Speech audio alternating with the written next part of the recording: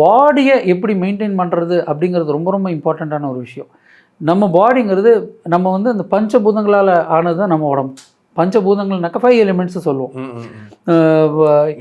நீர், நிலம், காற்று, ஆகாயம், நெருப்பு. ஸோ இது இருக்கும்பொழுது இதோட இன்புட்ஸ் தான் நம்மளுக்கு. ஸோ அந்த இன்புட்டுக்கு ஏற்ற மாதிரி தான் பாடியும் ஃபங்க்ஷன் ஆகும். நம்ம வந்து காற்று நம்ம எடுக்கணும், எப்படி சுவாசம் நல்ல காற்று நம்ம எடுக்கணும், தண்ணி நல்ல தண்ணி குடிக்கணும், நல்ல சாப்பாடு சாப்பிடணும், எர்த்து பூமியோட சக்தி கிடச்சிரும்.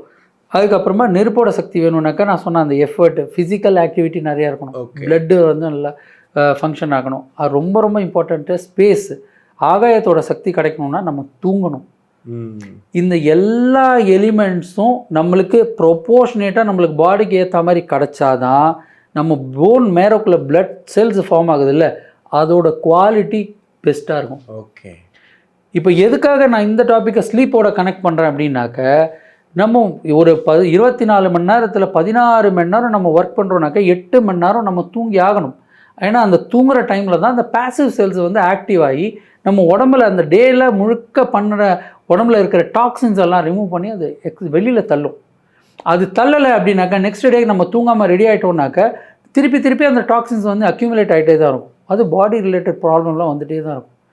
ஸோ அதனால் இந்த பிளட்டோட இந்த பார்ட்ஸோட எல்லா பார்ட்ஸுமே நல்லா இருக்கணும்னா ஸ்லீப் வந்து 1/3 ஆஃப் ஸ்லீப் குறைஞ்சது 6.5 மணி நேரம், 6லேருந்து 6.5 மணி நேரம் டு 8 மணி நேரம் கண்டிப்பாக தூங்கி தான் ஆகணும்.